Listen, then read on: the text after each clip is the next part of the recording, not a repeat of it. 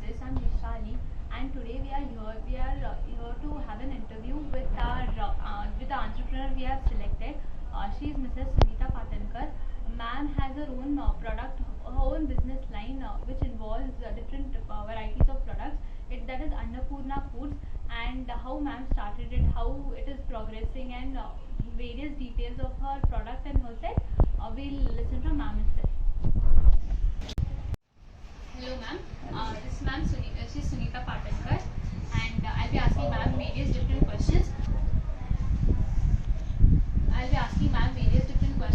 And she'll be answering them. First, ma'am, welcome. Yes. Ma'am, first, what is your business profile? तुमचं business काय आहे? माझा business आहे हा फूड्सशी रिलेटेड आहे.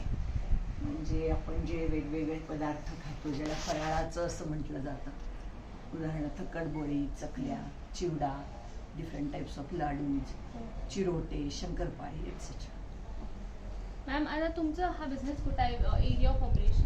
Area of operations in Tilakwadi, second gate. There now we are sitting. It is here only. Like it is basically on the ma'am, her house, Where I on the stay. back side of the Yes, house. Exactly, yes. on the back side of the house. Ma'am she has various ladies who help her out for this particular business. Yes, yes. And ma'am, important question is, why did you start this business? Sometimes something happens in our life that we should do something for earning, for the money. Till that, up to 60 years, I was working in different fields, but that is for the sake of social activity and peace of mind, or Anand ma'am, मिळवण्यासाठी. आम्हाला already माहिती आहे की तुमच्या हजबंडचा Patankar Pickles. Pickles आहे. So ma'am, तुम्ही ते सोडून स्वतःचं कशासाठी सुरू केलं? पिकल्समध्ये लेडीज नाही आहेत, कारण ते भाऊच खूप असल्यामुळे. And once upon a time in 1991, my husband started this same business of pickle in Sangi, because our family is very big. Expansion was needed. And we started, but some difficulties arose, and that's why we have to stop that business. Then we shifted here. And for some reasons of earning, just I told you, गरज ही शोधायची गरज असते. That time I just started at the age of 60, and I was not thinking it will be so large and everything. Just I started, but it happened. Ma'am, how it started? Like first तुम्हाला कधी समजलं की तुम्हाला हे करायचं आहे, की कसं सुरुवात कशी झाली? सुरुवात मी स्वतः एकटीनेच सुरू केलं आहे. Only 2 items I was doing, that is दुधातली and लोण्यातली कडबोळी. It is specialty of Belgaum, like Kunda, Mande and these कडबोळी. But at that time it was stopped in Shahapur. कोणीतरी ते बनवायचे पूर्वी, नंतर ते थांबलंच होतं. म्हणजे 20, 22, 25 वर्ष आता ते नव्हतेच. इथेच एक जण कोणीतरी फक्त करतात. तो एक इथला वैशिष्ट्यपूर्ण स्पेशालिटी आहे बेळगावची. मी म्हटलं आपण ते सुरू करू. अँड नाचोज, कारण आत्ताच्या तुमच्या पिढीला, यंगस्टर्सना nachos, you are fond of nachos. मग ते बाहेर मिळतात, ते प्रिझर्वेटिव्ह घातलेले असतात, हे असतं.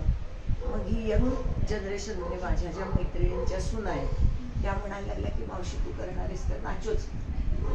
असं मी ते 2 पदार्थ सुरू केले. मी एकटी करत होते, कारण एवढं मोठं करायचं आहे की नाही, एवढ्या लार्ज स्केलला आपलं होईल की नाही काही माहीतच नव्हतं. म्हणजे असा काही मी समोर ठेवला नव्हता असं, कारण एज फॅक्टर पण होता ना. मी काय, पण मला बायका पण चांगल्या मिळाल्या, त्या तयार झाल्या करायला, मी त्यांना शिकवलं आणि सुरू झालं. मग आता जवळजवळ 18 to 20 प्रॉडक्ट्स आहेत आमचे. मॅम, आता तुम्ही तुमचे मेजर अचीवमेंट्स म्हणून काय सांगू शकाल इन दिस बिझनेस? अचीवमेंट्स म्हणजे इन काय काइंड ऑफ अवॉर्ड्स म्हटलंच तर आविष्कारचं एंटरप्रेन्योर अवॉर्ड मिळालं. आत्ता एक डॉक्टर नीता देशपांडेंनी डायबेटिक सेंटरच्या थ्रू एक त्यांनी कॉन्टेस्ट ठेवली होती. म्हणजे ती बिझनेसची रिलेटेड आहे असं मी म्हणणार नाही, पण मी त्याच्याकडे तसं पाहिलं की काय त्याने ठेवलं होतं, twinning photo with your house help. मग सगळ्यांनी जनरली काय केलं की हाऊस हेल्प म्हणजे त्यांच्या घरी जे कोणाकडे स्वयंपाक करणारे असेल, कोणाकडे धुणी भांडी तर करणारे असतातच किंवा फरशी वगैरे, तिच्याबरोबर त्यांनी फोटो काढून पाठवले. आणि फोटो म्हटलं की आपल्याला काय होतं, फोटो म्हटलं की तयार होऊन हे करायचं. पण मी अगदी 11th हाऊसला म्हणजे 7th was the last date, आता त्यांनी ह्याला घेतली युनिव्हर्सिटीला, तर मी माझ्या बायका आता काम करतात तिथंच मी पण जाऊन बसले, त्यांच्यासारखीच कॅप घातली, हे लावला, मास्क लावला, म्हणजे कोविडसाठीचा मास्क नाही, आमचा रेग्युलर वर्किंगचा मास्क असतो तो. आणि मी तिथे त्यांच्याशी करते त्यांच्याबरोबर असं एकानं घेतलं त्यातल्या सुरेखामध्ये आणि फोटो काढले. तो इतका नॅचरल झाला आणि त्याच्यावर कॅप्शन लिहायची होती. ते लिखाणाचं माझं थोडं असतं रे ऑलवेज चालू, त्यामुळे ते छान लिहिलेलंच होतं माझं मी आधीच. आणि असं ते आम्ही पाठवलं, तिथे फर्स्ट प्राईज मिळाला. तो तिथे मग आहे बघ तिथे, तो त्यांनी तसा करून दिलाय हा फोटो आणि त्याच्यावरती मी लिहिलेलं पण त्यांनी.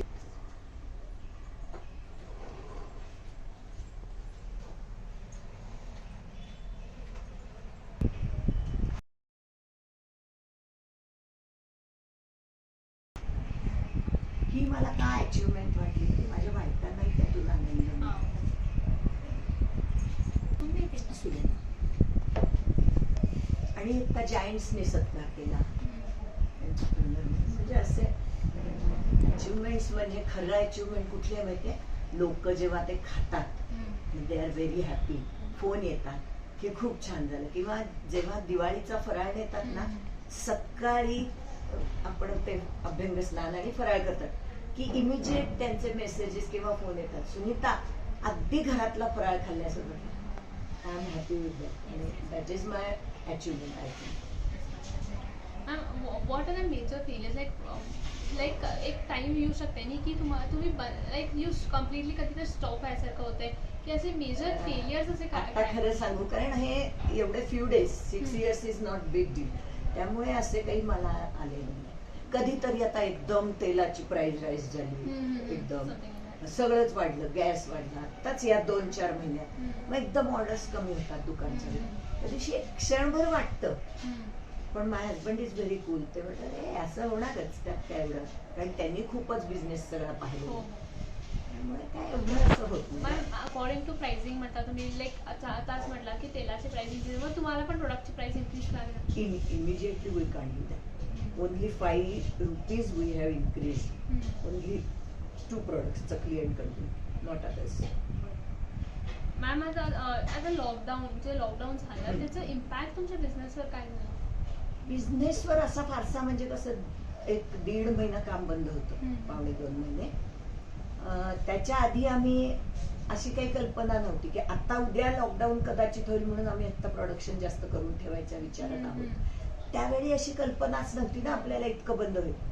तर पण जे काही आमच्याकडे होतं, म्हणजे अगदी आता तुकडे पण असतात उरलेले की पॅकिंग नंतर जे उरलेलं असतं ते सुद्धा लोकांनी नेलं, किंवा नंतर मग माझ्याकडे खूप दळून आणलेलं असतं, पीठ असतं आपल्याकडे फ्लोअर, तर ते काय करायचं, मग सगळ्यांना मी कोणी त्याच्या तांदळाच्या पिठाच्या भाकरी वगैरे करू शकता तसं आम्ही सगळ्यांना दिलं. म्हणजे असा खूप मोठा आम्हाला, एकतर कसं आहे की आम्ही असे रायझिंग याच्यात नाही, आलं ना लक्षात, की सेटल लोक आहोत. आणि आत्ता अगदी माझं नाही झालं तर त्याच्यावरच मी पूर्णपणाने आहे असंही नाही. आणि जितकं तुम्ही कुल्ली जाल तितकं ते जे आलंय त्याला जसं आपण फेस करू त्याप्रमाणे आपल्याला त्याचा फेल्युअर आणि हे फील होतं. आणि मॅम झालं नाही फार. जे तुमच्यासाठी आता वर्क करतात किती 7 लोक आहेत. आणि लॉकडाऊन मध्ये तुम्ही त्यांना पेमेंट सगळं काही थांबवलं नाही. एरवी सुद्धा me this is very very नाही, वी हॅव टू, बऱ्याच जणांनी केलंय, म्हणजे खूप मोठ्या सॅलरीज असल्याने मी सुद्धा केलं, आणि ते करायलाच हवं आपण. म्हणजे तेही वेल टू डू जरी असतील तरी सुद्धा आपली एक कर्तव्य आहे की वी मस्ट पे दे, आणि ते आम्ही केलं. पण ते काही असं फार मोठं केलंय असं मला नाही वाटत की खूप आहे त्याच्यावरून काय काय करायचं. That was our duty I think. Yes. Importance of values and ethics आमच्या जनरेशनसाठी तुम्हाला काय असं खूप आहे खूप. एक तर तुम्ही जे बनवणार आहे ना ते उत्तम प्रॉडक्ट पाहिजे. म्हणजे थोडंसं कॉस्टली असेल तरी चालेल, पण नुसतीच प्रॉडक्टची कॉस्ट नाही, तुम्ही जे त्यामध्ये वापरलेत इन्ग्रेडियंट्स ते पण कॉस्टली, नॉट कॉस्टली, उत्तम. म्हणजे खूप मिळू शकतात. आता शेंगदाणे काल आणलेलेच मी अनुभव सांगते, थोडेसे कमी प्राइस आहे म्हटल्यावर आणले, पण त्याच्यामध्ये इतकं काहीतरी आहे की ते सगळं जर तुम्ही स्वच्छ केलं तर तुम्हाला ते कॉस्टिंग बरोबरच पडतं. म्हणजे जे आम्ही पहिल्यापासून घेतो. वी डिसाइडेड की नाही बाबा, 2 रुपये जास्त पडलं तरी चालेल, पण रॉ मटेरियल उत्तमच पाहिजे. हे मेन एथिक्स आहे. आणि आपण बघत येतो ना, तर मी चितळे ग्रुप्स, आम्हाला जरा त्यांची हे आहे खूप महाराष्ट्रात सगळ्यांना, त्यांचं एक आहे की वैशिष्ट्य उत्तमच वापरणार आणि उत्तमच प्रॉडक्ट तुम्हाला देणार.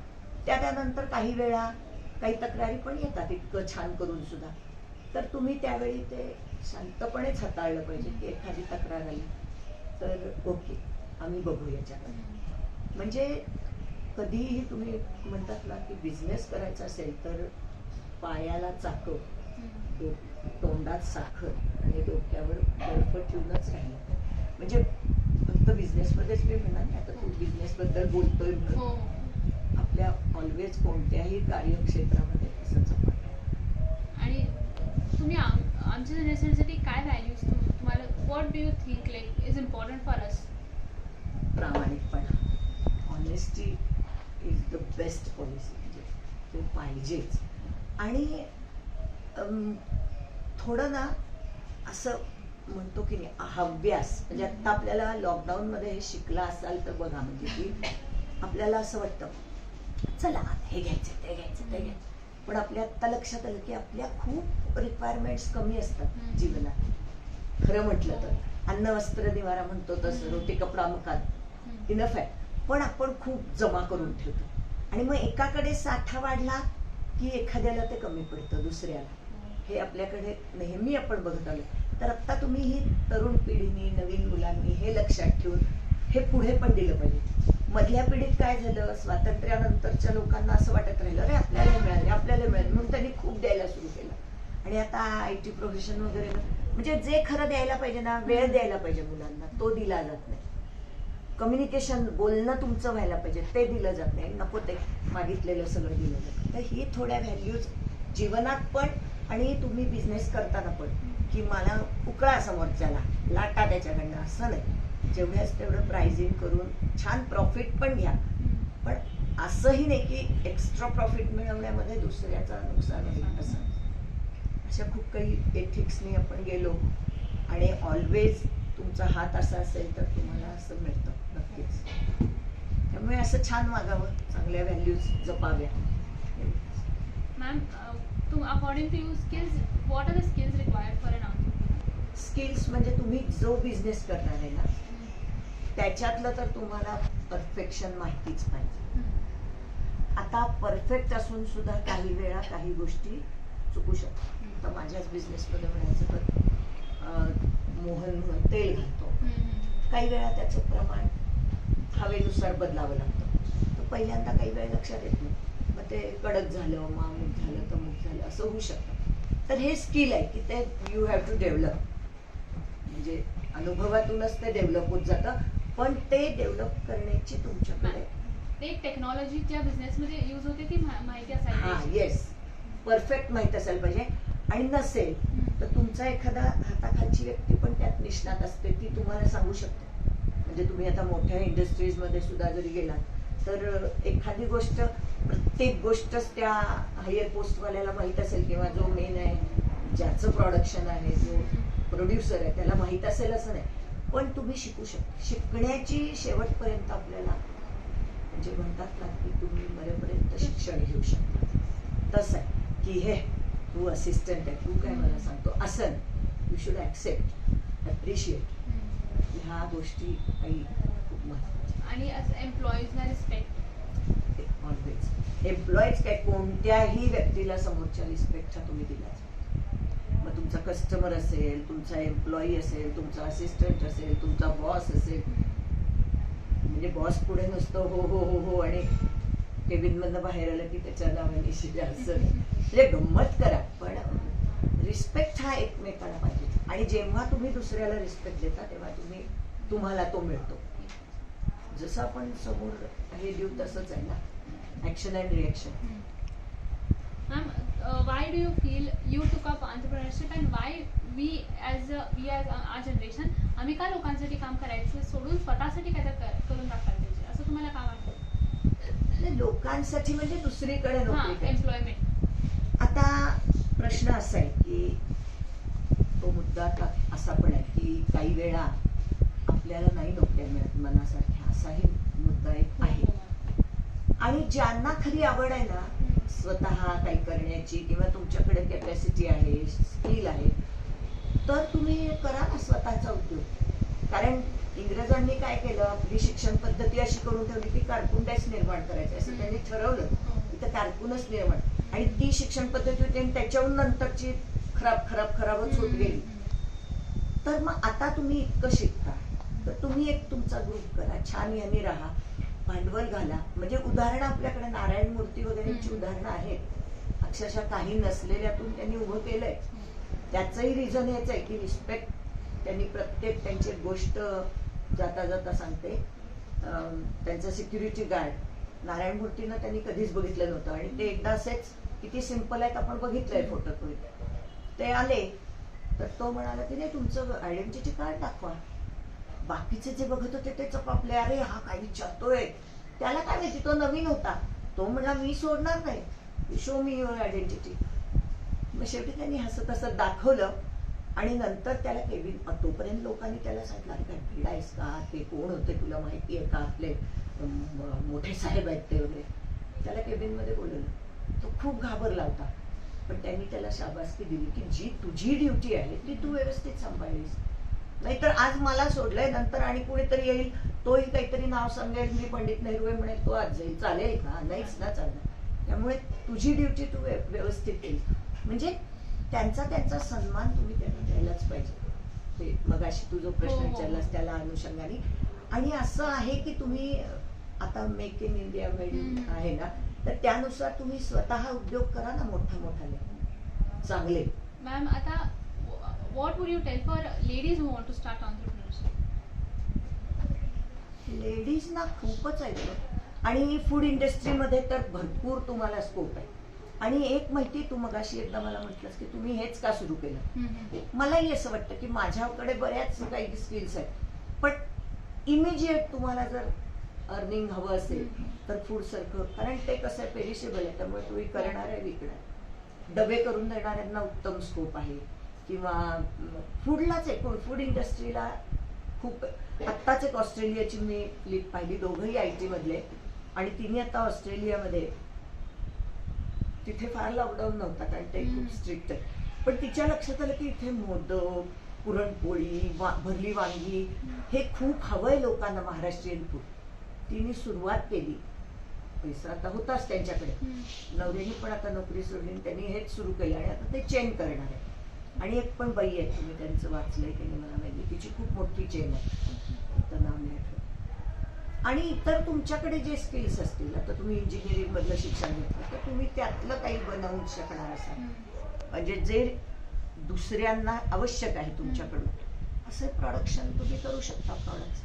पण स्वतःच्या बिझनेस करण्यामध्ये जी मजा आहे, एक पहिली 15 वर्ष तुम्हाला खूप कष्ट करावे लागतील, नशीब असेल 10च वर्ष करावे लागतील, कामगार सांभाळणं. आणि त्यातून एक आनंद असा आहे की एक 10 माणसं, आज मी काय, मला असं फार मोठं मी प्रॉफिटमध्ये बिझनेस आहेच नाही, पण माझ्याकडे 7-8 लोक जे आहेत ते माझ्याबरोबर आनंदाने असतात, त्यांचं पण रोजीरोटी चालू आहे छान. हा एक वेगळा आनंद पण आहे त्याच्यामध्ये. प्रोडक्शन म्हणजे काय, सृजन, प्रोडक्टिव्हिटी किंवा तुमची क्रिएटिव्हिटी, त्यातला आनंद केव्हाही वेगळा आहे. तुम्ही सांगितलेलं काम इथे करत बसण्यापेक्षा तुम्ही स्वतः काहीतरी निर्माण करताय, ही वेगळीच एक ऊर्जा पण आहे, वेगळा आनंद आहे. त्यामुळे उतरावं, आणि स्त्रियांनी तर उतरावंच, कारण आता असंही पर्सेंटेज आहे, 10% बायका अशा पण आहेत की ज्या फसवेगिरी करतायत, हे करतायत असेल, पण मोस्ट ऑफ द टाइम स्त्री ही आई असल्यामुळे तिचं प्रत्येक गोष्टीकडे बघण्याचा एक दृष्टिकोन आहे. ती वर्कर्सकडे पण त्या दृष्टिकोनातून बघते.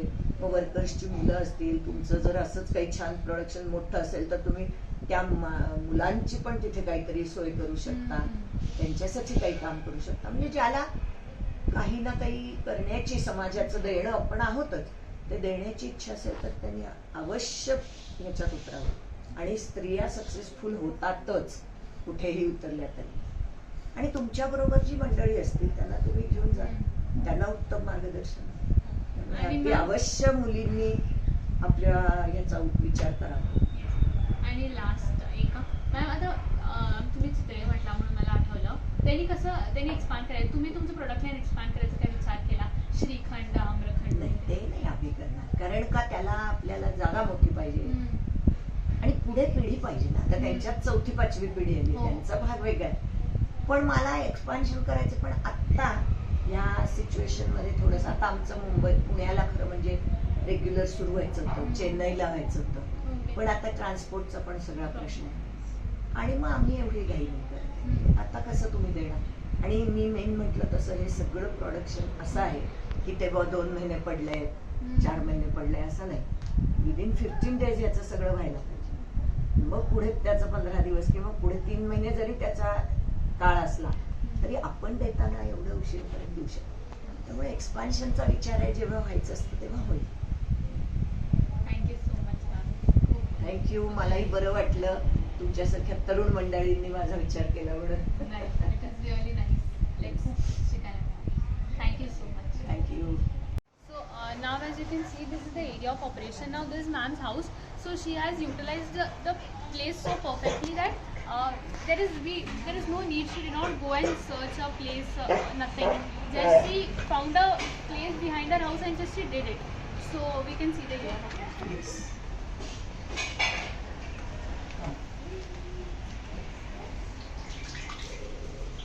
Show that mask. We can see there are ladies, they are working, they are wearing their masks, all the whatever precautions that are need to be taken are taken by all the ladies. And even I should be wearing.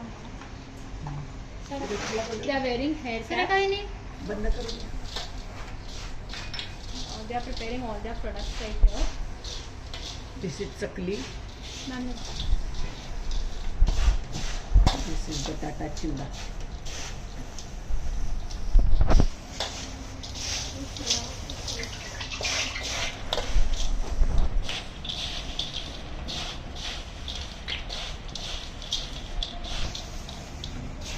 तुम्हाला कसं वाटतं ma'am सगळे काम करताना, हे सगळं करताना वगैरे? माझ्याकडे काम करतो असं वाटत नाही. जसं काय ते फॅमिली मेंबर्ससाठी आम्हाला फॅमिलीमध्ये आहे असंच आहे. आम्हाला जायचं वाटत नाही, आपलं घरचं नाही. कारण आम्हाला असं ट्रीटमेंट मिळते, आम्हाला ट्रीटमेंट अशी मिळते की आम्हाला घरच्यासारखंच सगळं होतं. फॅक्ट आहे, जॉब करतात म्हणता आम्हाला कधी नाही. आपली घरासारखं प्रत्येक चीज घरायची.